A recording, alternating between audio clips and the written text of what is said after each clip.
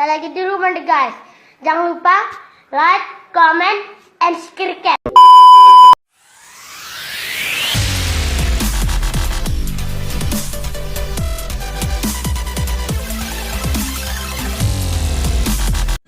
Halo guys, untuk hari ini kita akan merakit ya kan, atau assembling terserah Yamaha Piano YDP 103R. Tapi nanti kita masang beda dari yang lainnya guys ya, beda pokoknya.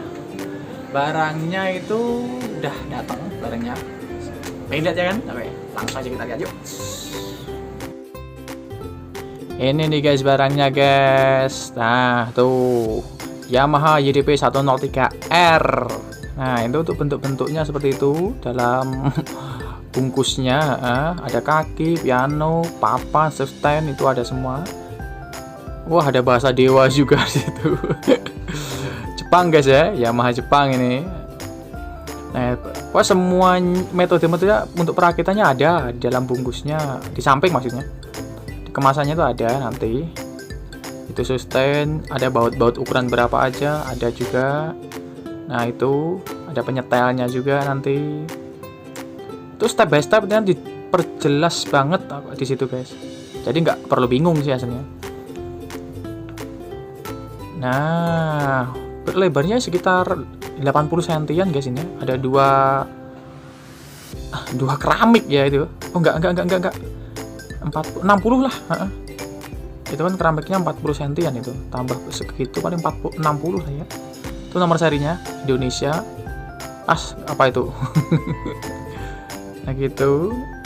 4 kali 4 160 guys. 160 cm atau 1,5 meter lebih dikit lah ya panjangnya. Nah gitu sama dari Yamaha.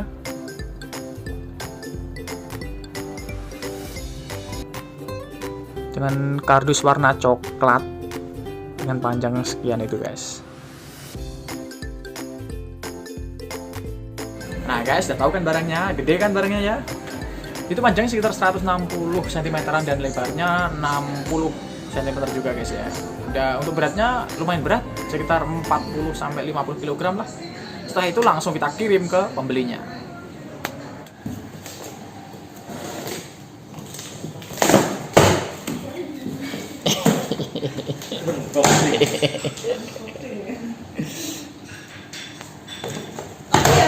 Dalam? Nggih, boten apa?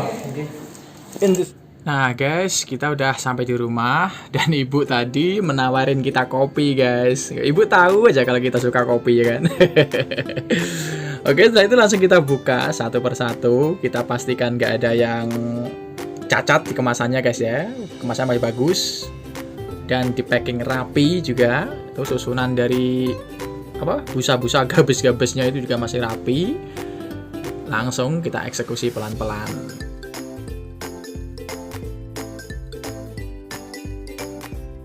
Nah setelah sampai di rumah pembelinya itu kita bongkar satu persatu, part per part. Kita pastikan semuanya aman, nggak ada yang tergores, nggak ada yang cacat ya kan. Kita cek satu persatu, setelah itu baru kita lakukan perakitan guys gitu.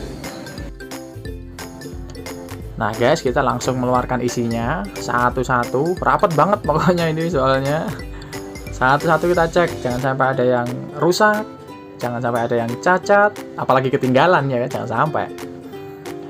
Kita ngeceknya benar-benar hati-hati, soalnya ini juga rawan banget yang namanya kegores itu loh guys. Musuh utamanya itu emang cuma kegores aja sih ini.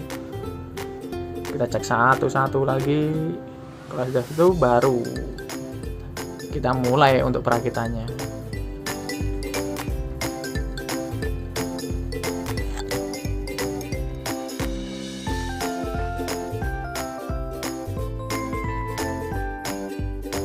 Nah itu salah satu kaki dari piano, salah satu kaki itu yang saya bongkar itu. Nah besarnya segitu, lebarnya juga segitu. Nah semua selesai, baru kita singkirin kardusnya. Kita butuh tempat untuk merangkai piano utamanya itu yang ada di atas, yang masih terbungkus kain putih tuh guys, gabus putih itu. Nah setelah itu kita nyari gabus untuk alas atau landasannya.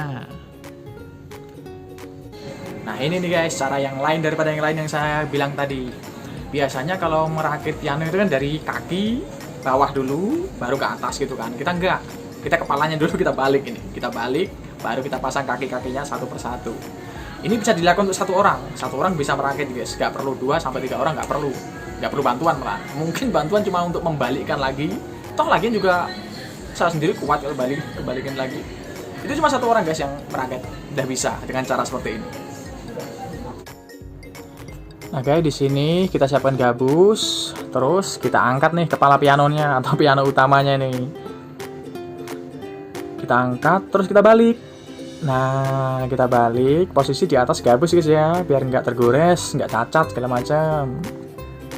Nah, kita balik. Setelah itu kita siapkan nih kaki-kakinya. Nah, itu kakinya yang akan dipasang yang itu. Jangan sampai terbalik.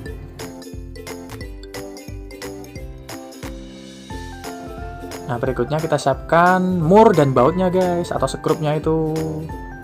Nah, agar lebih mudah, kita klasifikasikan atau kita sendiri-sendirikan sesuai dengan panjangnya. Agar nanti mempercepat kinerja kita guys. Jadi kita nggak perlu milih-milih lagi nih.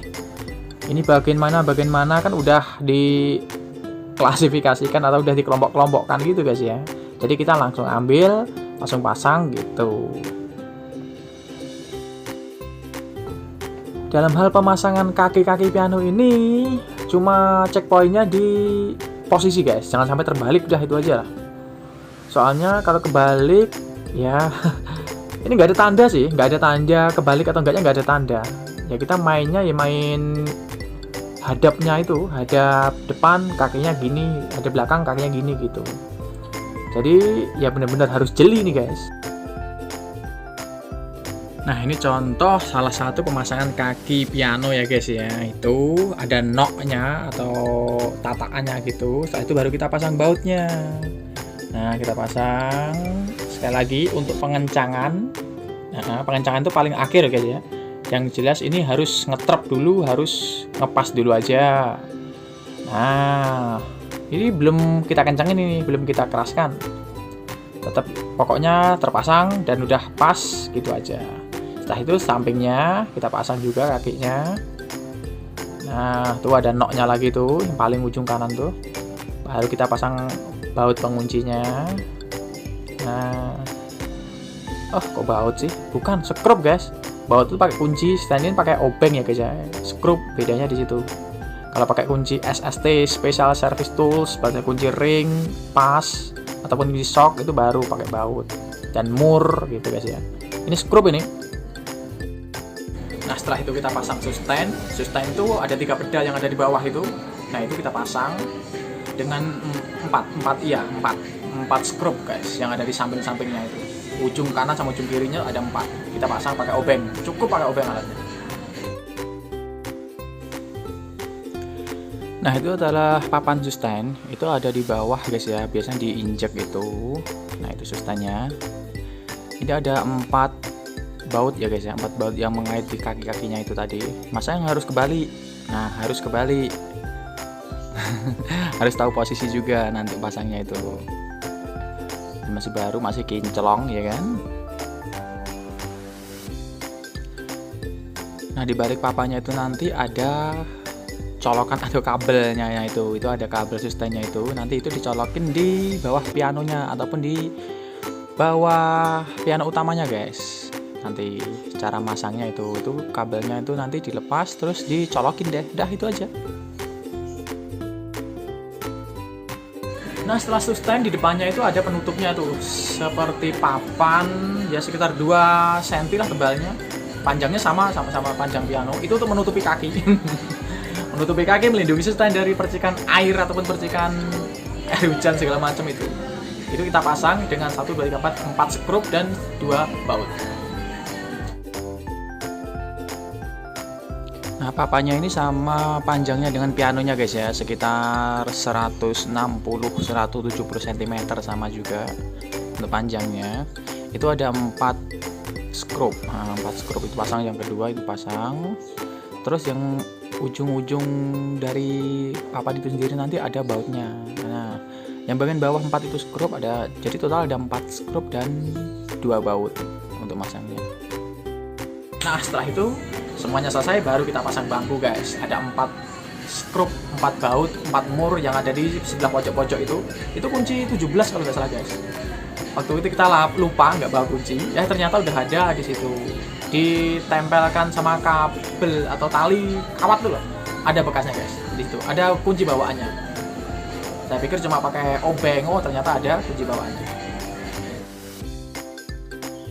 Nah, ini adalah bagian dari bangkunya guys. Di bawahnya ada 4 baut ya. Di pojok-pojok itu kurang 17 bautnya guys. Setengah ini finish hasilnya. Keren kan guys ya? Keren lah. Nih, mulus guys. Tampilan dari pianonya sendiri kalau sudah selesai seperti ini. Gitu. Dan piano ini cocok Anda taruh di ruang tamu ataupun di kamar. Di ruang tamu aja lebih bagus guys, seperti lambang gengsi ya kan. Kalau ada temen tamu, kelihatan lebih berkelas tentunya.